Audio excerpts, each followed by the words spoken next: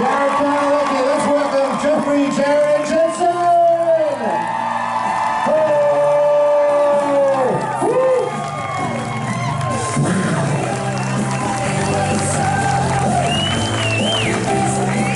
Hello, the man, the myth, the legend, Jeffrey fucking Dean Morgan. Real quickly, I didn't bring this up this morning, but I'm kind of pissed off that he's the one wearing the beanie. Not that he stole that shit from me. Okay, thank you. Yesterday. What? The beanie. You got a green one and you got a brown and tan. Yeah. Oh, we know. We were there. We're here this year. It's going to be 70 degrees outside today, guys. What is this winter headgear we got going on? When I left New York yesterday, it was snowing. Okay.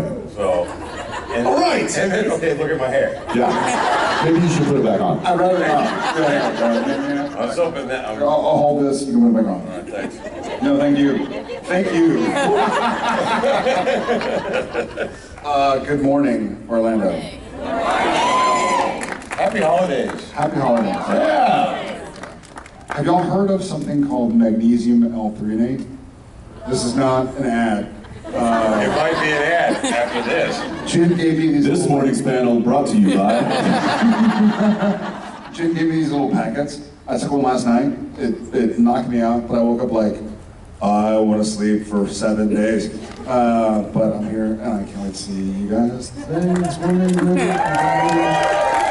This will wake up. Apologies. I think he looks great. You look I would take it. Do you know this shit? No, I got 8.5 hours of sleep last night. I don't need to take shit. Scratch that. I did have 2 whiskeys. So that works.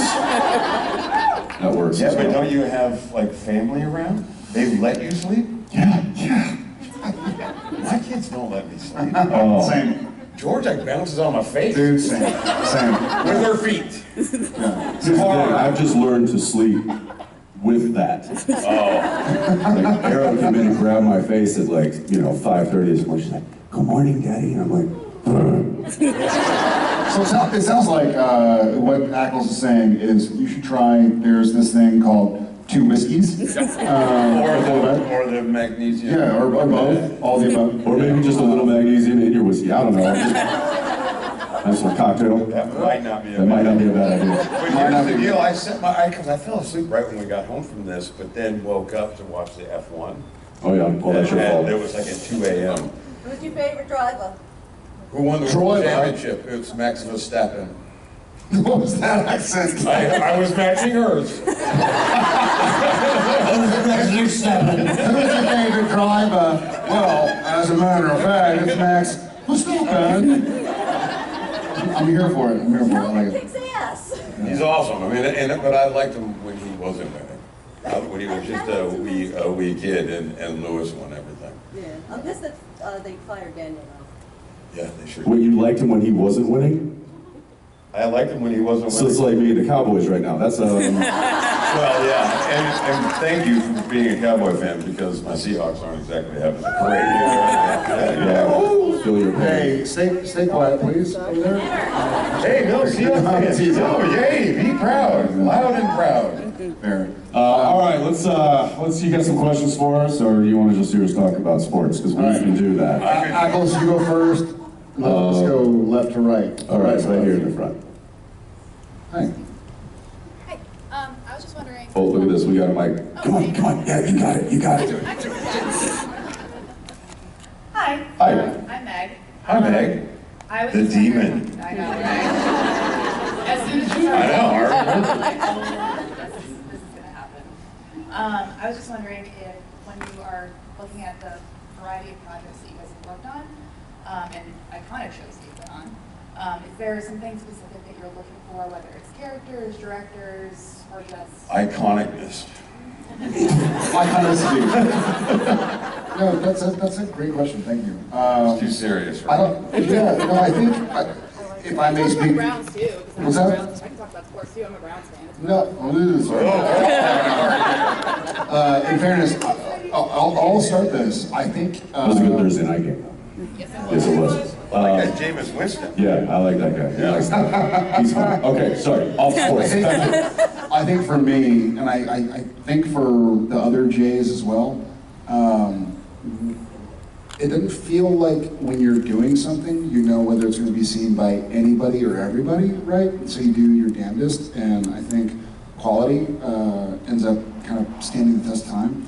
And so thinking back to like Gilmore Girls or Supernatural, whatever, it's sort of like during it, people were not aware, seemingly, and then afterwards they're like, oh shit, I finally saw that, and I love that, I'm gonna watch it again. You're like, okay, cool, thank you.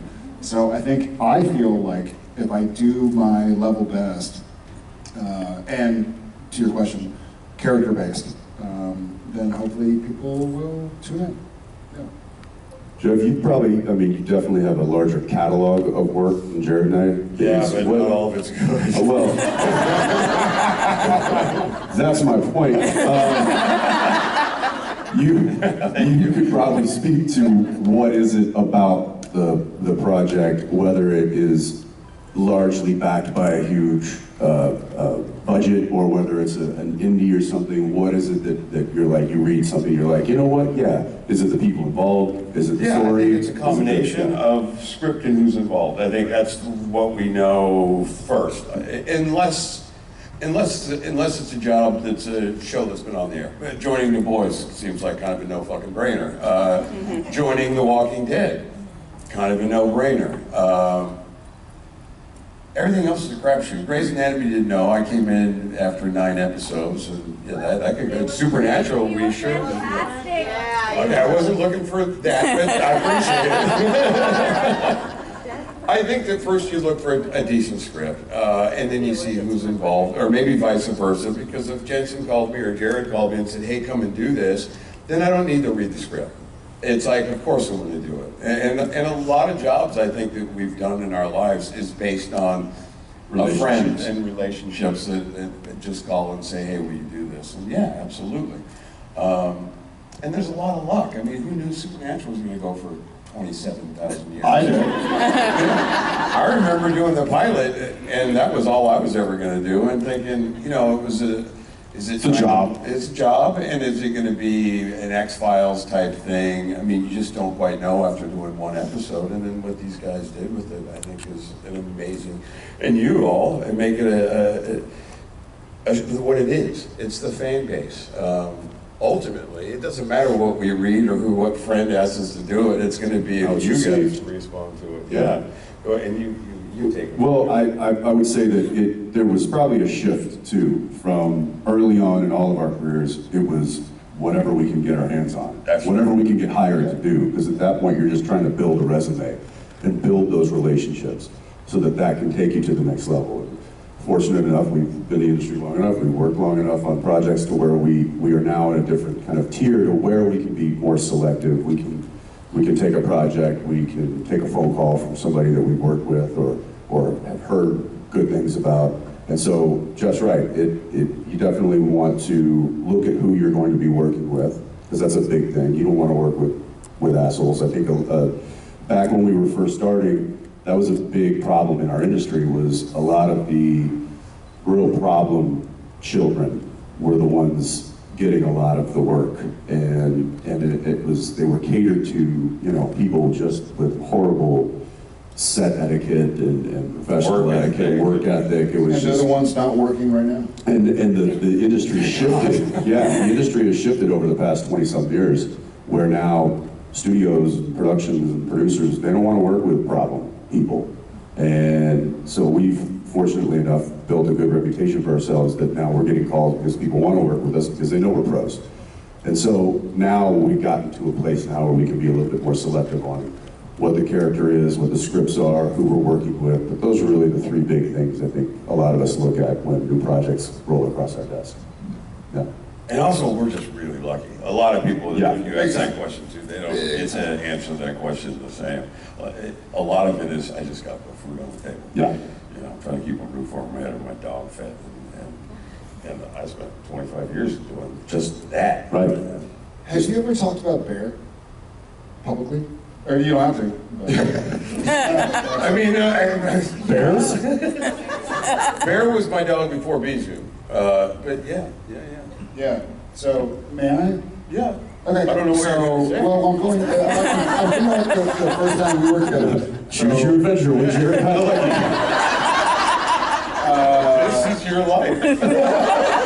As a for instance, and Jeff, just punch me if I should stop. No, go. But 20 years ago, almost, 19 years ago, Jeff had spent a lot of time with his best buddy Bear, who is memorialized on his body, and he spent, stop me if I'm sharing something you don't always do. He spent a lot of his money, all of it, paying for his dogs. He had cancer, Bear cancer? He had a stroke and it just went south from there. And it started. He collapsed on a hike. He got heat stroke. He was a half chow, half golden retriever. And I had him and Beasley. There was a crossover with the two of them because I thought Bear was going to die, and I was like, well, I got to get this other dog. And so I got Beasley when she was like this big. But yeah, he had a ton of fucking help. Yeah, he had some stuff. And so Jeff, being the kind of guy he is, gave everything he had to take care of this little four-legged pup. And so to their point, sometimes you're trying to like pay for your kids, pay for your dogs, pay for yourself, pay for your mortgage, pay for whatever happens. And then sometimes we get lucky to their point as well.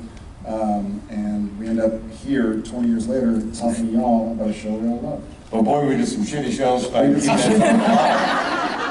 remember being a Xindi reptilian on Star Trek, and it was strictly for a dog surgery. Because I have to find that now. Yeah, oh, no, Find it, post it. Thank you, Meg. Thank you. Your turn. Oh, the purple jacket there. Yeah, you. Yeah, I like how you looked at your guy. You're like,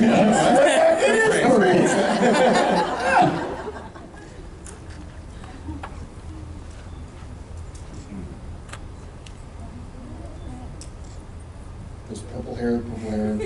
Yeah, I could have gone really south with the purple. Hi guys. First I have to say, you guys talk a lot about the emotional availability to the characters, and I wanted you to know how incredible that comes off to us and how it helps us. Because sometimes you need to cry, you can't cry, but you can because you do. Giving you permission to cry. That's what we do. But Jared, in Austin Autos, I asked you if you thought, based on what y'all were just talking about, if you felt like you had more come to you because everybody knows we come with you. And you said, I don't know, I have to think about that. It's been a few months. And he hasn't thought about it at all. He's like, huh? The answer is absolutely yes. Yeah. I think absolutely, because the way things work, and this isn't the way I think necessarily. I don't think it's the way any of us think, but the industry does think this way. You know, I've said this often, and I believe it. I'm not the most talented guy out there. I'm not the hardest working, so I do my damnedest. But it does make a big difference that people know that, hey, you know, Jared, Jeff, Jensen, Misha, etc.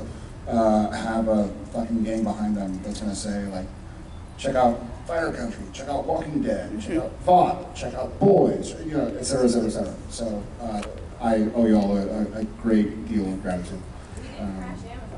You did crash Amazon. That's right. That's right. I saw that. Yeah. How did you crash Amazon? Jensen showed his butt.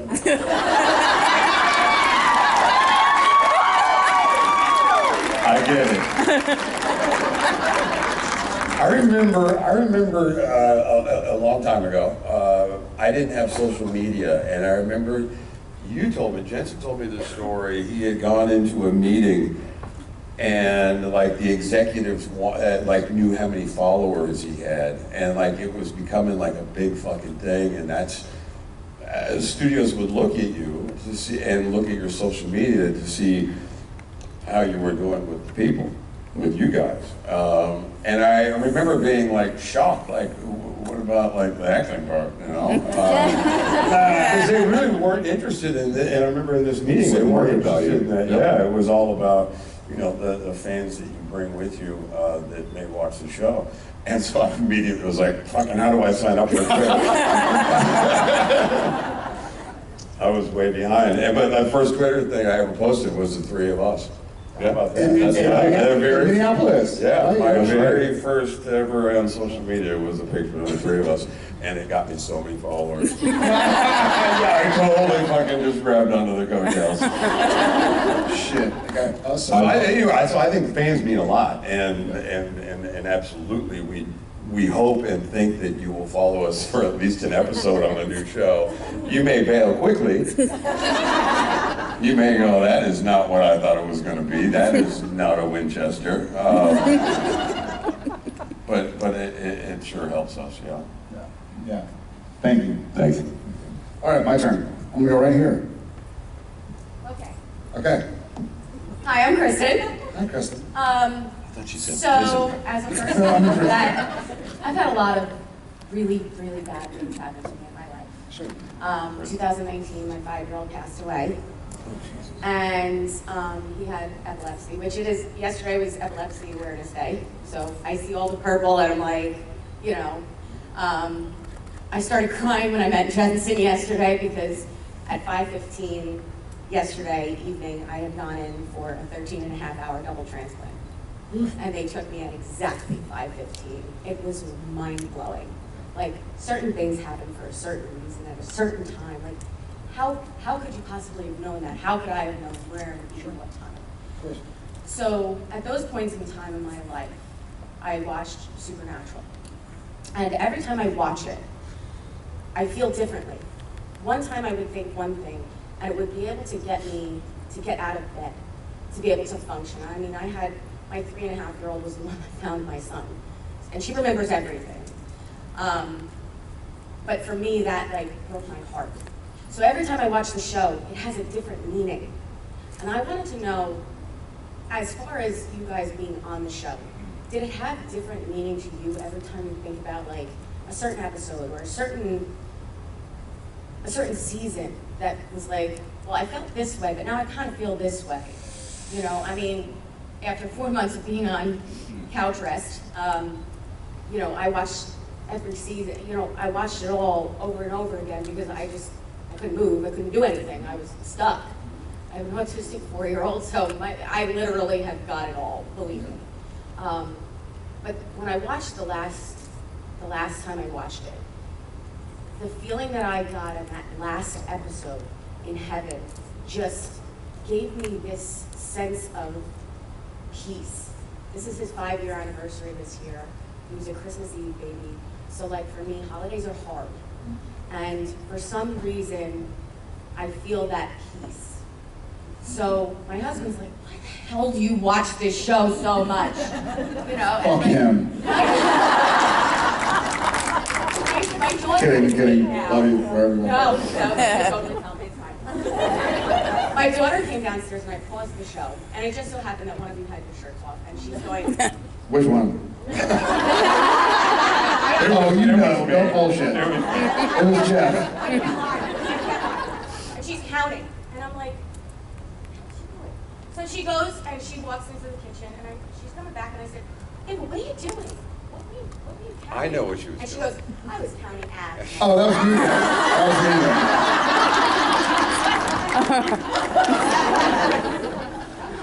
So my daughter says, which app guy are you going to meet today?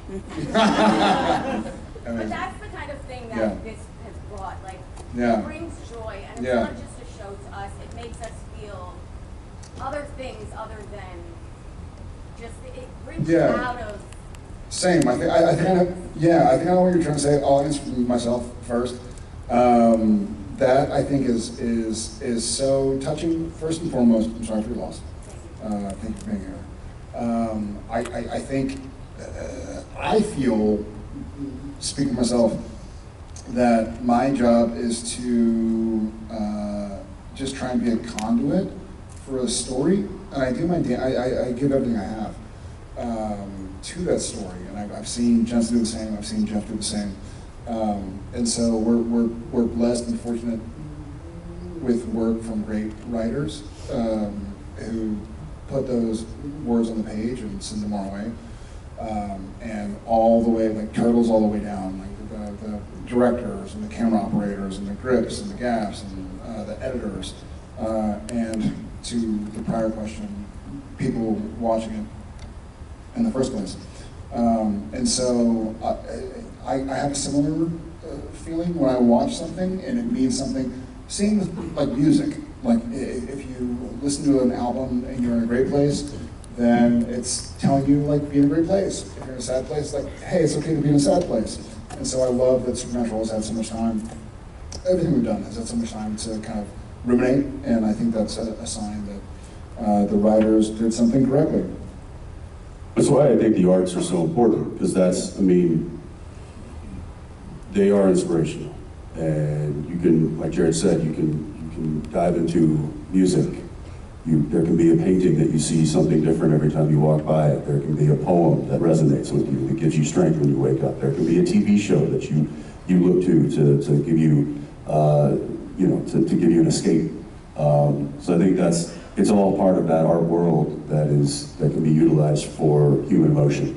And so it's up to us to find what inspires us and to find things that help us navigate this crazy life. So congratulations on your strength, because not a lot of people can deal with what you've dealt with.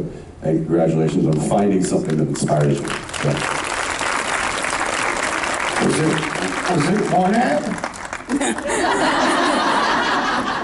Because if it was one app, I got a shot.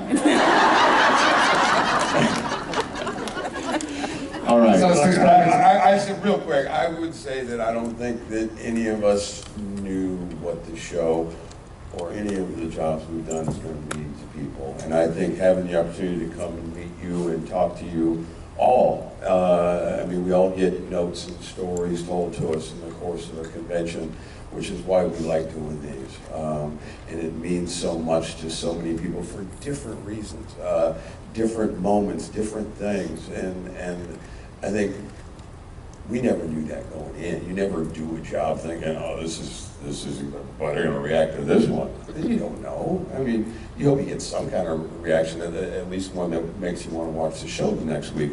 But what this show has done is so much deeper than that. What Jared has done because of the fans is a testament to the fans and to Jared, obviously. And his apps. S, more than one app. But you never know, and it makes us feel good, certainly, when people like you tell us that, you know, this helped you get through such a difficult time. It means more than anything else can, but more than certainly than the fucking reviews or anything else. It's why we're here. It's why we want to see you and talk to y'all. So, great, thank you, and we're so glad that we were able to help you just this much in that time that is so horrible, obviously, and thank God for you. Thank you, Kristen. All right, let's go over about leopard print glasses. How you doing? Hello, good morning. So my question is there any question that you wish you had been asked, whether it's like here, an interview on red carpet, that you think, oh my God, I just have the best answer if somebody would ask me this question? No. I can say a list of questions I wish I hadn't been asked. That question. It's like the picture of the mirror where there's a mirror and a mirror and it just goes on forever. It's like, what do you wish to be asked?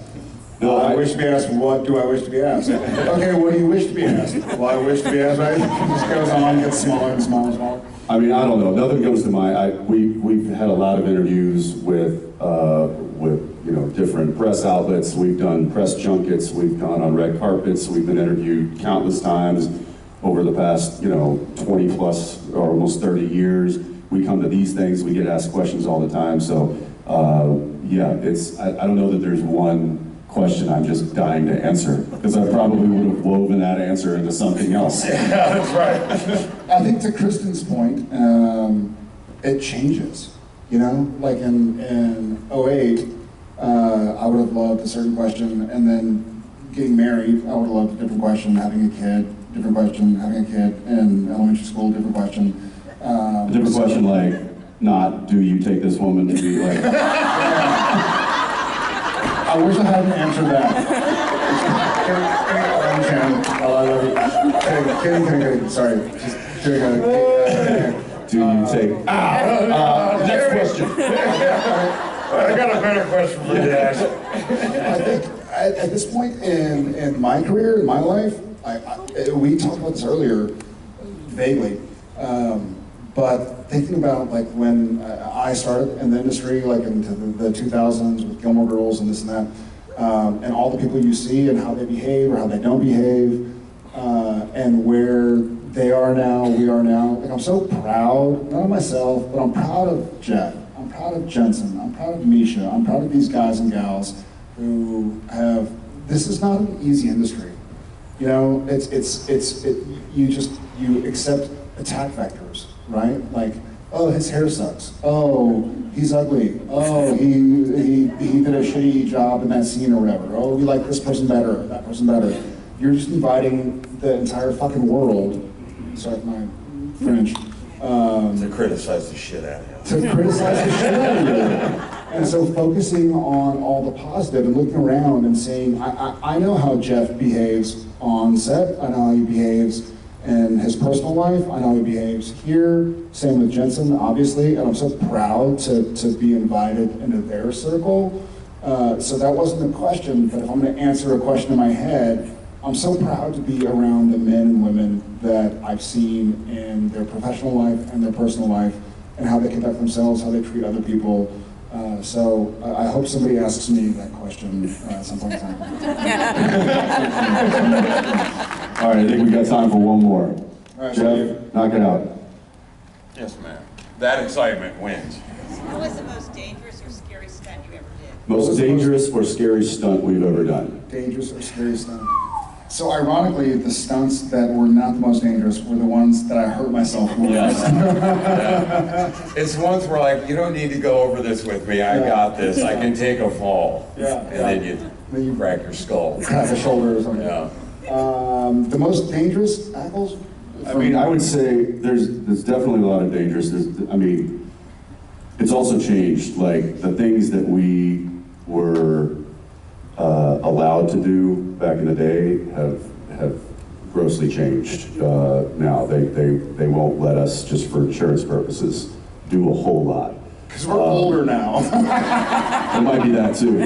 But like I'll never forget. Probably the one I look back on the most and go, oh my God, was I did a very terrible movie called Devour, and in that movie, I was like hunting in the woods, and then out of nowhere, this mountain lion, giant, like, I mean, I don't even know how, it was hundreds and hundreds of pounds, this like grown cat. It was real? And they, yeah, because they didn't have money to do CGI. No, Yeah. so I'll never forget it. They said they gathered the whole crew, and the animal wrangler came out and gave this safety speech and was like, okay, everybody, I want you guys to know that when we bring the cat out, we need everybody to stay in this area. We need you all to stay together. If somebody needs to go to the bathroom, you need to walk in pairs. You cannot single yourself out. Once you do that, you instantly make yourself prey. So stay in a group. Do not leave this area unless you have to. If you do leave, make sure it is at least in pairs or more than. Jensen, can we get you on your mark out there in the middle of the woods? What? So that alone should have given me pause. But I was young enough and too dumb to say no. And so then the shot, at one point, there was a camera over my left shoulder, and the cat is supposed to charge at me, and as it leaps, I raise up my rifle and I shoot it. So we were doing that shot, and the animal wrangler was right behind me to my right with a little like baby toy, just shaking it right over my right shoulder. And Jensen was like, toy. And they're like, action, and here comes this like 500-pound cat charging at me at full steam, jumps up in the air, and I'm supposed to raise my rifle, and it was so close it brushed my shoulder with its, like, because it was coming right at that toy. And I just went,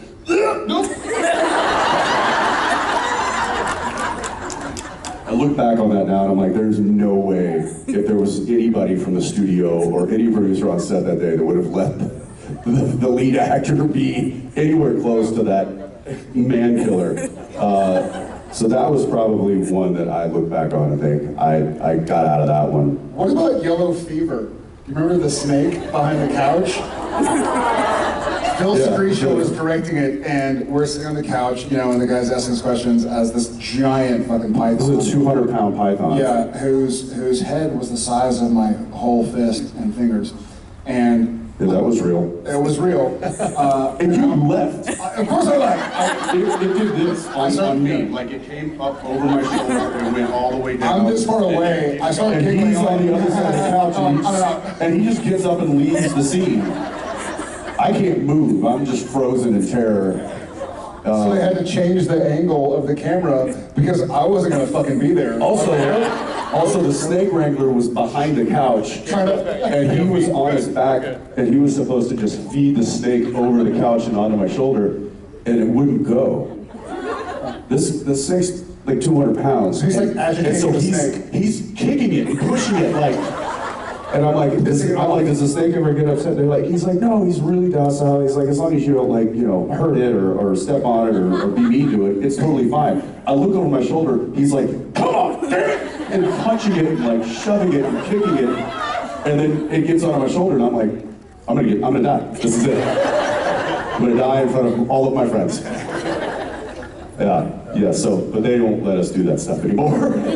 I did a movie called Texas Killing Fields, and it wasn't even a fucking stunt, but it had to do with an animal. But it also an animal without an animal wrangler. I had Chloe Moretz over my shoulder, and it was a scene of me coming out of the swamp, like I had just saved her, of course.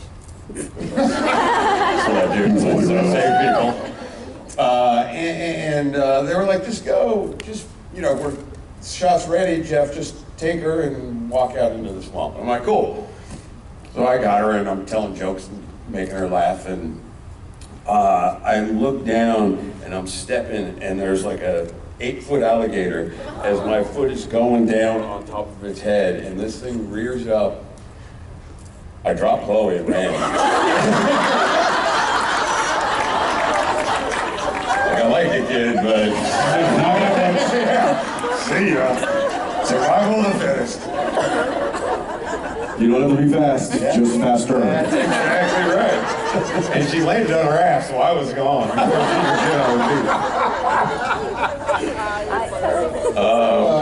Yeah, because most of the stunts, I gotta say, we've been really lucky to work with really good stunt people too.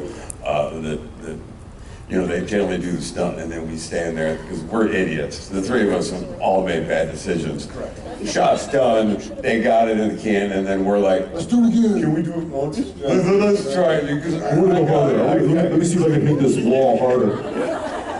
Yeah, harder than the stunt guy's been doing it all day. Where, you know, that causes pain occasionally. But they really, they're so, you know, we've worked with some really good people in our lives. Supernatural, the boys in particular, the guy won a friggin' whatever, they know what they're doing. Walker, I'm sure the same deal, you know, you can't fall off a horse anymore. You can't, you know? It hurts. It hurts. Yeah. You can throw people at alligators, though. Yeah. On that note, all right, guys, thank you for being here. Love y'all. We'll see you soon.